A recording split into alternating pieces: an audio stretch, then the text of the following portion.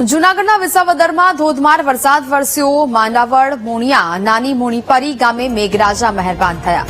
ગ્રામ્ય પંથકમાં ભારે ઉકળાટ પછી વરસાદ વરસતા ઠંડક પ્રસરી છે। ખેડૂતોમાં પણ ખુશીનો માહોલ છે તે જોવા મળી રહ્યો છે।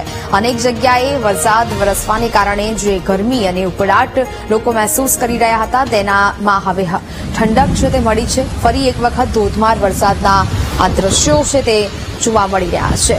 મોણિયા નાની મોણપરી ગામે મેઘરાજા મહેરબાન થયા છે અને ફરી એક વખત આ ધોધમાર વરસાદ શરૂ થતા વાતાવરણમાં ઠંડક પ્રસરી છે। વિસાવદરમાં સવારથી જ જે વાદળછાયું વાતાવરણ જોવા મળી રહ્યું હતું તેને લઈ આજે બપોરના સમયે ભારે પવન સાથે વરસાદ વરસી રહ્યો છે। આપ જ્યાં જુઓ ત્યાં વરસાદી માહોલ સર્જાયો છે। એક તરફ કડાકા ભડાકા થઈ રહ્યા છે, એક તરફ ભારે પવન ફૂંકાઈ રહ્યો છે, ત્યારે એક તરફ ચૂંટણીનો માહોલ છે।